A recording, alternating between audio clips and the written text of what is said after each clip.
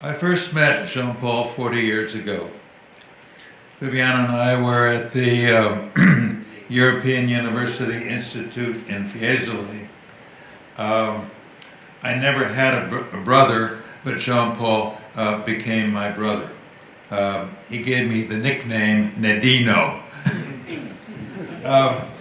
Viviana and I were almost members of the family of Jean-Paul and Annie. We attended big family celebrations like Lisa's wedding, and we're delighted to feel the warmth of friendship as I had never felt in my life before. The four of us loved Rome and dreamed of creating a research center there. Once we drove around Parioli and some other posh neighborhoods to find the right villa to operate from, but I came to realize that Jean-Paul couldn't really quit Sciences Po. His career was still on a stiff ascent, and I don't think he really wanted to change at that point. Later he did. Jean-Paul changed my professional life.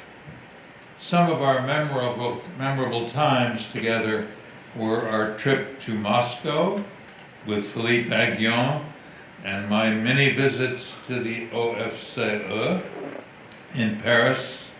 We also wrote a book together, The Slump in Europe, published in 1988. That was a lot of fun. I remember the time he invited me to give a talk on capitalism in the Sorbonne. I worried a little what the demand for that would be in Paris, but I showed up.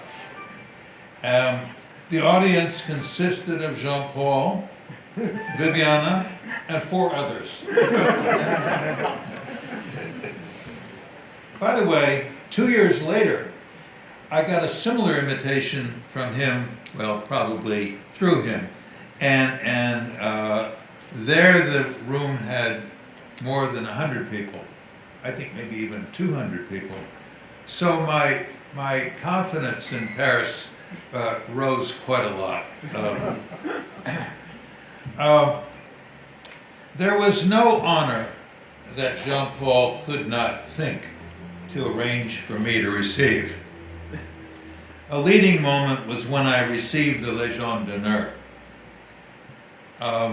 At the end of the ceremony, we exchanged our red pins.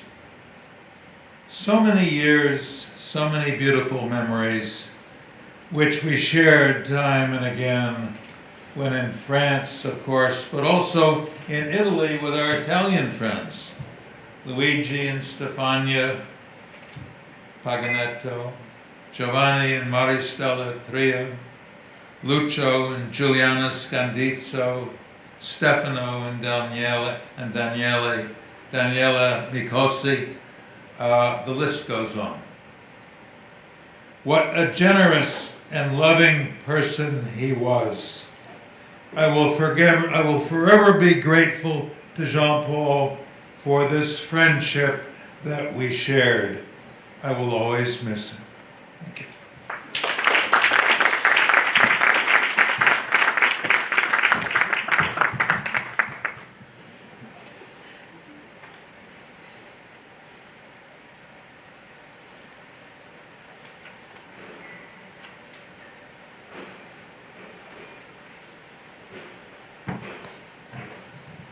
Good evening. I'm Jérémie Robb, the Consul General of France. So it's difficult to talk after Edmund Phelps, who is not only a brilliant economist but also a friend of Jean-Paul Fitoussi. I didn't know Jean-Paul Fitoussi, but I just want, as a representative of the French government, just pay tribute to a great man, a great thinker, and a great public-spirited economist. He has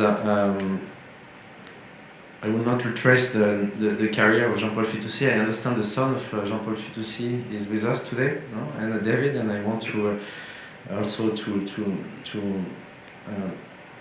say to David that his Father has been a great man, a great thinker, a brilliant scholar and professor who advised many governments in France. I am not sure he has been heard by all the government, but he has advised all these governments. He has been an advisor to a prime minister through a council of economic advisor from 1997 to 2012. Sorry.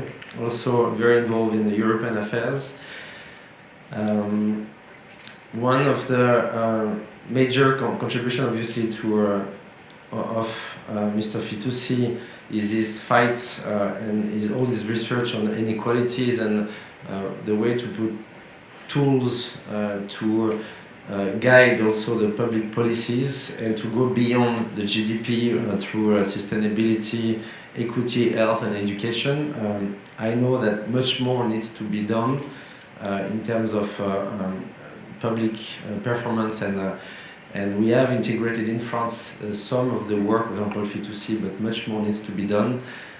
I know that sometimes he has been very harsh in commenting about public performance in France, and I saw a quote while coming in my car about Macron's job in France. I know he has been sometimes entering the political space, and he even actually called for Macron's election because obviously the situation was quite tough in 2017. But one of his last public quote about Macron was not that positive. But I can guarantee all of you that we're not political in France. When we're diplomats, we're supposed to stay neutral. But I just want to keep on telling you that we are capitalists. Even though in the Sorbonne a few years ago there was not so much appetite for it, and our president is very much committed to undertake the reform that are necessary to keep France on track. And right now there's a very big reform on the agenda, which is the pension reform. This is something that the president is very committed to do, to raise the age of pension in France. And this is a very a debate which is very sensitive, and we do our best to pass all the reform to keep on attracting investment and be the country that forward-looking country. This is what France is doing, and great men such as Jean-Paul Fitoussi are helping us to bring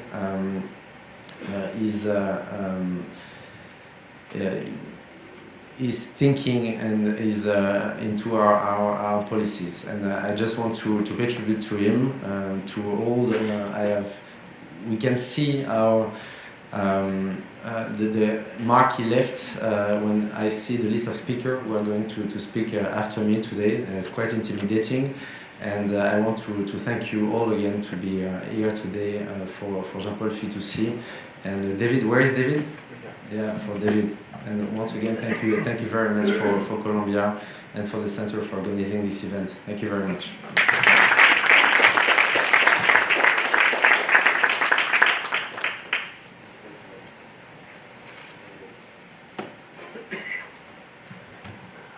Well, this is tricky. So thank you very much, Ned, for organizing the tribute and to incorporating it into the conference. I know my dad would have probably loved to be here, and he's probably accessing remotely from where he is right now.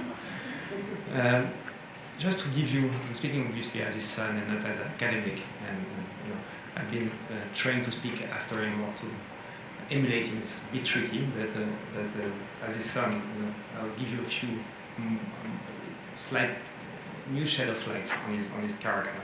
In the plane taking me to New York, I brought a copy of one of his most recent books, which was the Théorème du lampadaire, and I opened it to find a note, which to show such a bad son I was. I never had read the notes before, and the note was saying, in substance, tell Lola, which is my daughter, how much our grandfather loves her.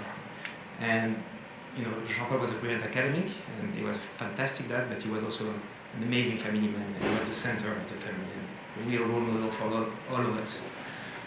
He put the family above everything else, and he was always here to support my mom and my sister, and obviously he was always here for his grandkids. He has 4 of them after, and he did unthinkable thing to see them. He was traveling the world. He would stop to London where I live, and he has been not only a great academic, but he was also a true friend and family man. I've been very, very proud to walk in his footsteps everywhere I go, in New York, in Rome, in Milan, in Paris, obviously. He has shaped most of my personal life and my professional life as well. I wouldn't be where I am today if he hadn't called on to Viviana and Nadino in 2005 with an anxious phone call, like a bit of a Jewish father, asking to help find a job out of France because he was a bit worried, and that's where I ended up, and I'm obviously thankful for that, but I'm thankful for Tuned and Viviana. I'm really grateful.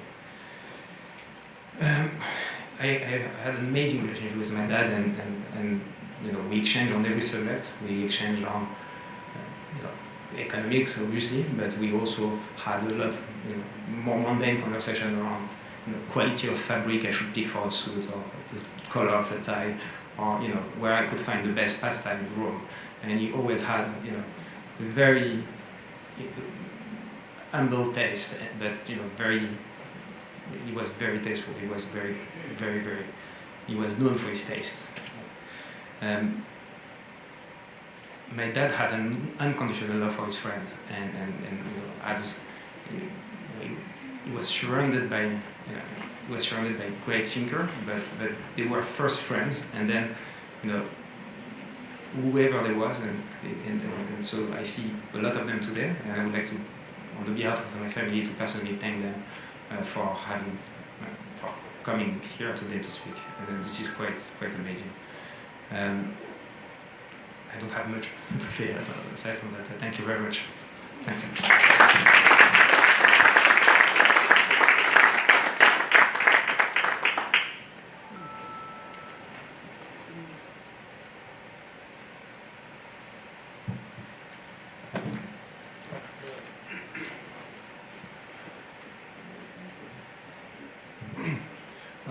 The answer to the question what color tie to wear is red.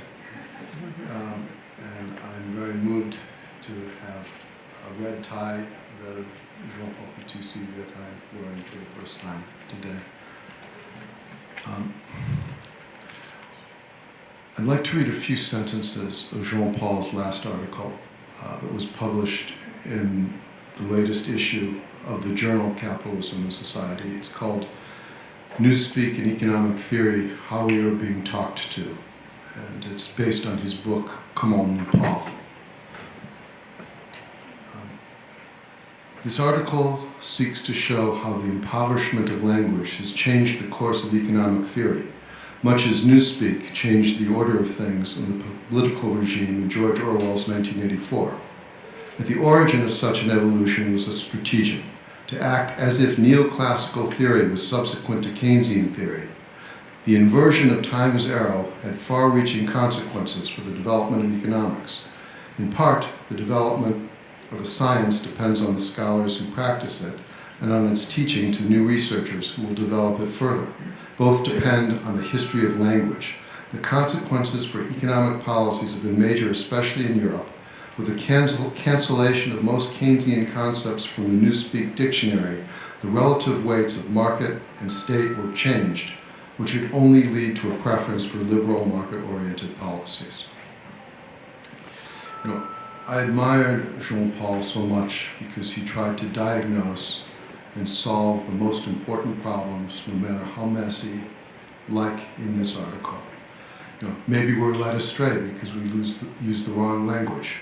Maybe it's something else.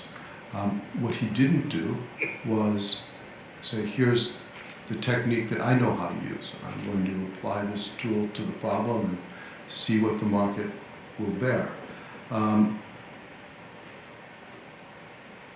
When I was translating this for him, I got to know very well how he thinks.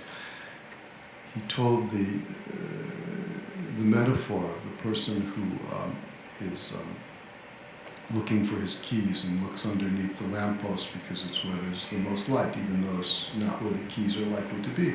And I told him, you know, Jean-Paul, we have to cut that because it's a kind of cliche. And I regret saying that because for most people they say that and it is a cliche, but it was not a cliche for him. He went deep wherever he needed to go, and no matter how hard it was. I admired him for that, but I loved Jean-Paul because of the way he listened with care and with intelligence. I felt understood, and it's a rare feeling, and for that, among other things, I will miss Jean-Paul dearly.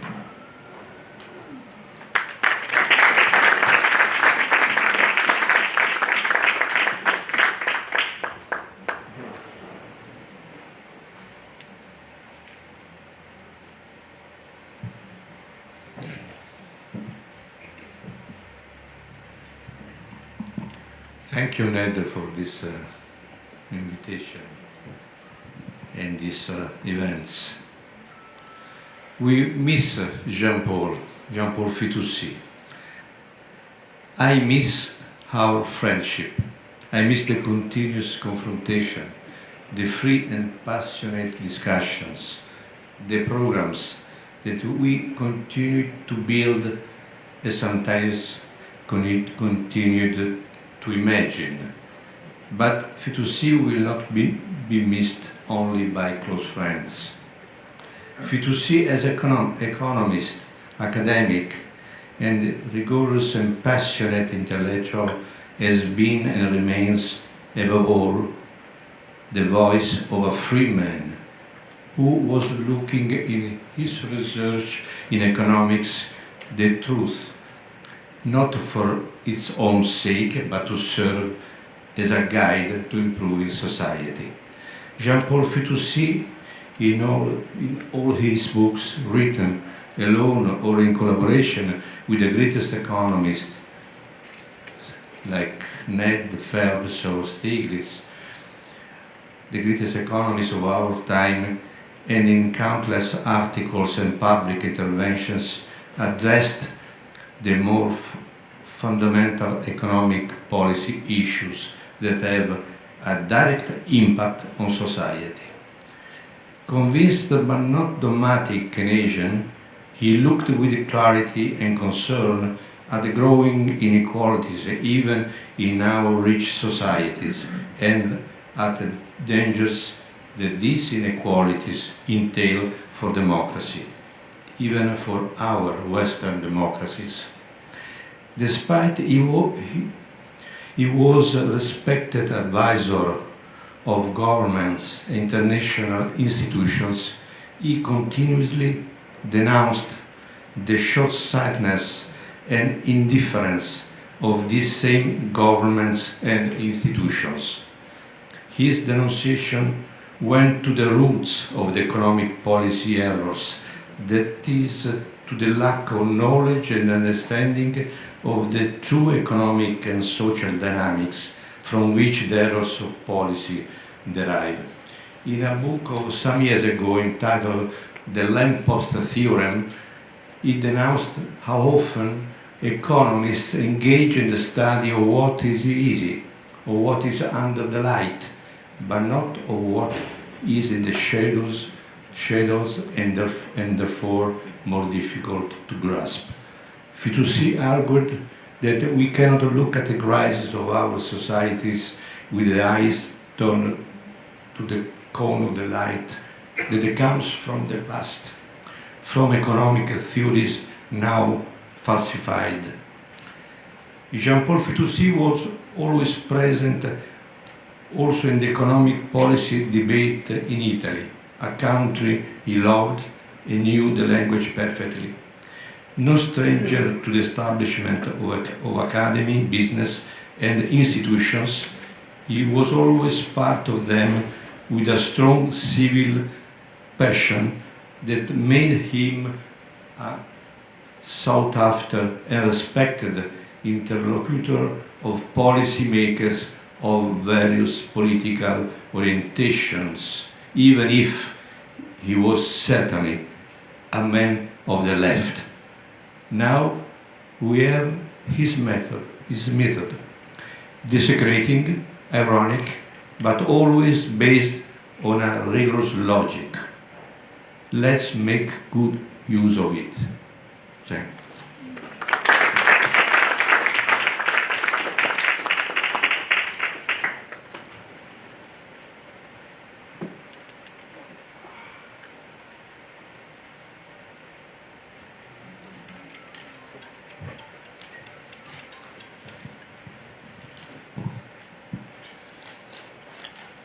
Jean-Paul will be greatly missed, not only for his propension to reason about economics without ever forgetting society and equality, but also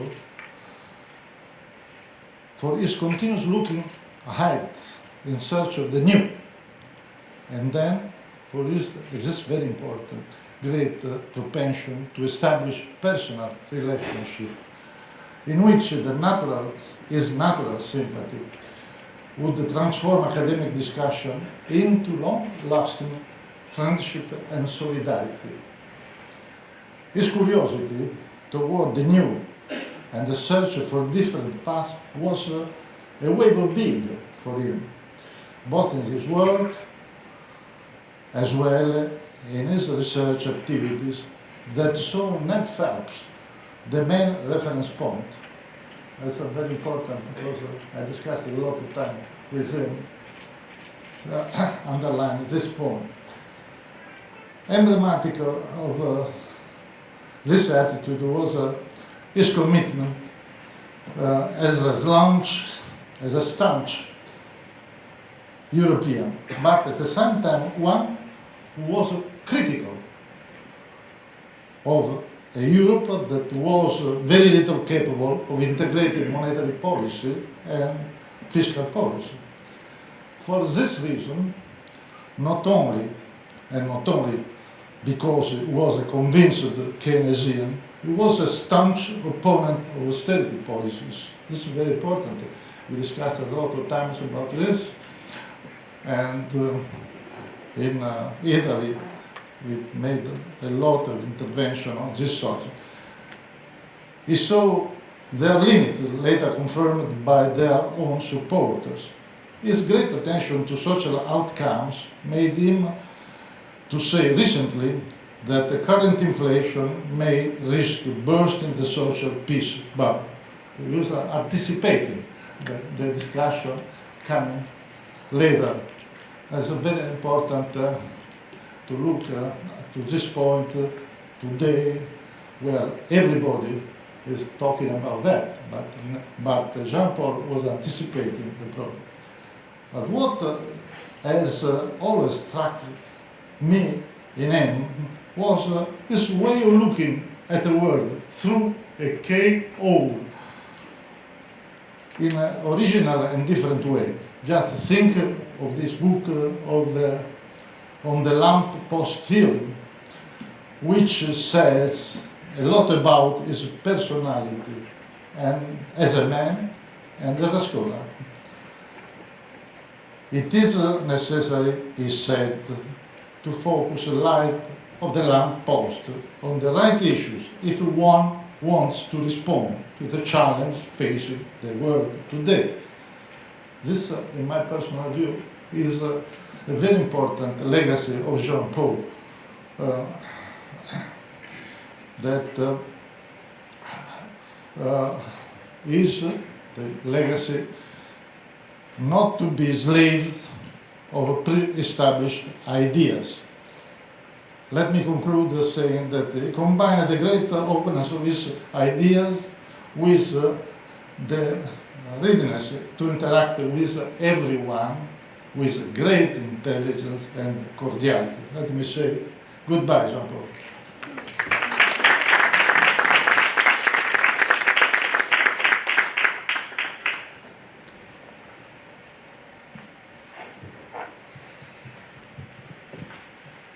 Well, let me say, first of all, I want to thank you, Ned, for the invitation to be here. Among the many things that I owe to Jean-Paul is the fact that thanks to him I saw you sing opera in a van that was bringing us from the hotel to Louis once going to a conference. I knew this would be a very emotional moment, and putting up his smile on the screen doesn't help actually. So for the first time in my life I think I will not speak like that, but I will try to read a few notes that I have. Let me start by stating the obvious. Jean-Paul was a brilliant economist. His thesis, his PhD thesis on inflation, equilibrium and employment, that was published in 1971, more or less the same period in which you, Ned, were working on your seminal work on the same topic, was an amazing piece of work, especially for a young scholar, that gave lots of insight that we still could use today and went well beyond this standard monetarist controversy that we are taught in school. Jean-Paul also contributed in these years to the early efforts to microfound Keynesian theory, a sort of response to the neoclassical, to the rational expectation revolution. So he was really, at that point in his life, he was really at the very center of the theoretical debates. He was a very young scholar, and that's very impressive. But despite I cannot read, as you can see, despite being promised a brilliant academic career and never stopping doing research, Fitoussi very quickly took another path, and he became the intellectuel engagé that we all love and appreciate. He created OFCE, the center where the research center where I work, and that was an attempt to bring economics into the training of the French civil servant. As astonishing as it may be, before Jean-Paul,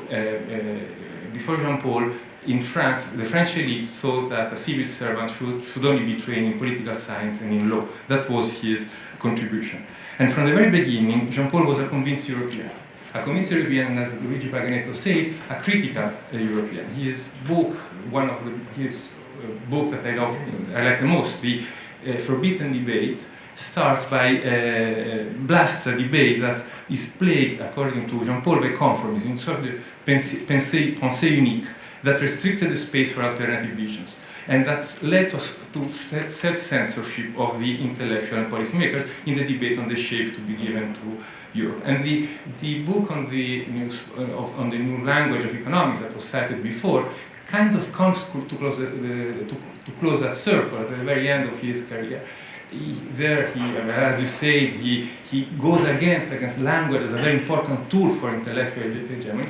And I must say with some bitterness that that last book lacks the combativeness of that he had in the Forbidden Debate, and kind of is a show of pessimism by Jean-Paul. And this is very sad. At the very end of his life, he went through into this phase.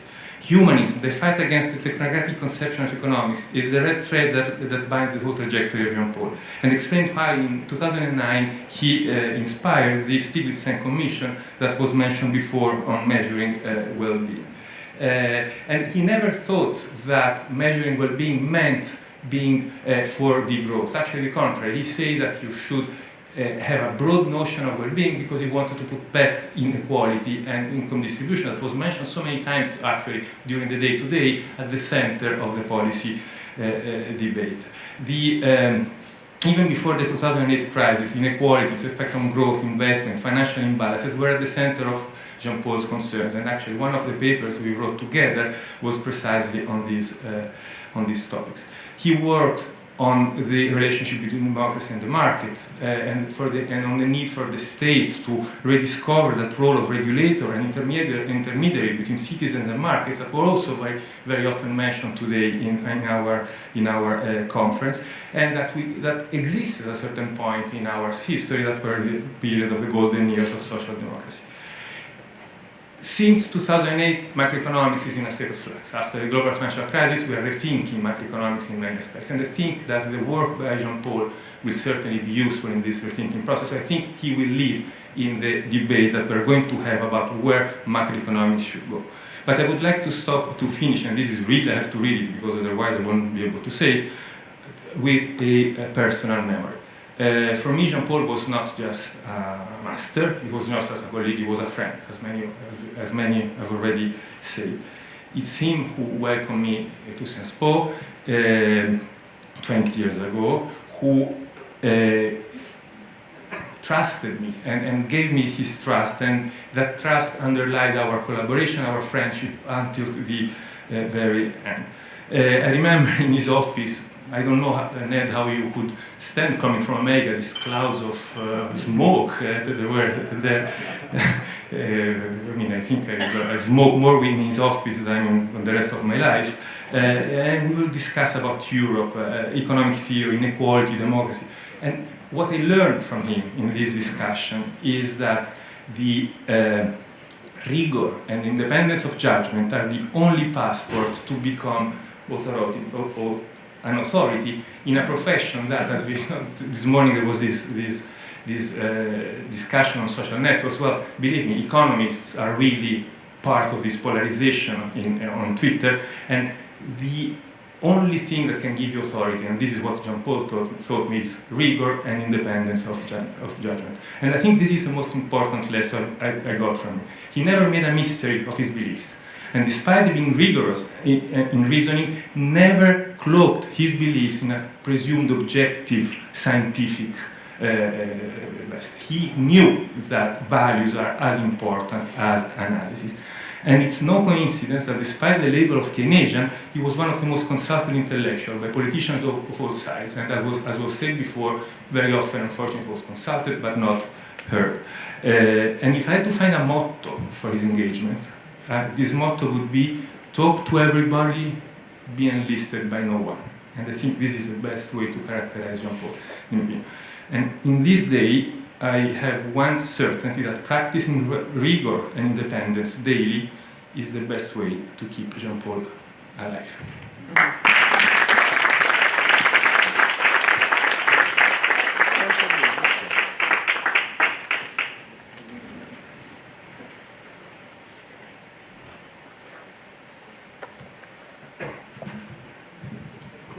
So, first of all, let me thank Ned for giving me this opportunity to share some of my memories of Jean-Paul with you. And let me remember that when I first, for the first time I met Jean-Paul was exactly a little while after, together with Ned, they published the book on the slump in Europe that Ned mentioned, because that book was extremely inspiring for me. I was writing a thesis on high unemployment in Europe, so and this was the beginning of a relationship that then will continue over time. And then I interacted with Jean-Paul when Axel Leonofwood, well-known Keynesian economist, asked him to help us to establish a new international studies school at the University of Trento. And Jean-Paul very generously got involved and gave us advices, and then also stayed in the board of the school. And the University of Trento, I think, is still quite grateful to Jean-Paul for his help and contribution. And then now let me skip many other occasions of encounters with Jean-Paul, and let me go straight to the first month of this year, because I was in charge to organize this festival of the economy, again in Trento, which is a sort of 4 days event with economists, Nobel Prize winners as Ned, and managers, politicians, talking about economic issues before an audience of non-professional economists, mostly of them young people coming, and so on. And Jean-Paul from the beginning, again very generously, was involved in the organization of the festival and gave me many ideas, again suggestions. We discussed about topics, issues, whom to invite, and again his contribution was precious. But then we had many telephone calls. The last one just a few days before his death, very few days before. It was in Rome, and but we had a disagreement also. This is the story. One of the ideas of Jean-Paul was to have a panel on the so-called fiscal money, and then is possible introduction in some euro area countries such as Italy. I personally think that this implementation would have been quite detrimental, but I agree on the opportunity to have a panel on this, because this is quite delicate issue which is very much discussed. So, but the disagreement was about whom to invite, because we agree on inviting the former Greek minister Varoufakis, and then the Keynes biographer Skidelsky. But then Jean-Paul insisted for having also some non-economists close related to the populist movement, the 5 Stars, which is quite, especially at that time, a quite important political party in Italy. And I disagree, because I thought, why we should invite these people? They are not competent, they are not economists. Jean-Paul insisted, and now and afterwards I thought that he was right, because this is this idea was relatively popular in Italy and also in a few other countries. So it's better to discuss with these people. It's better to face them openly and to try to understand their reasons. So this is why me too, I want to conclude with a quotation from Jean-Paul, again, last essay on language, on the newspeak and economic theory, when quotation marks, when the grown-up economists abandon their responsibility, Cooks takes the stage with fantastical theories under pretentious names. For instance, as an example of this theory, the government can print unlimited amounts of money with no risk of inflation or financial stability. End of quotation.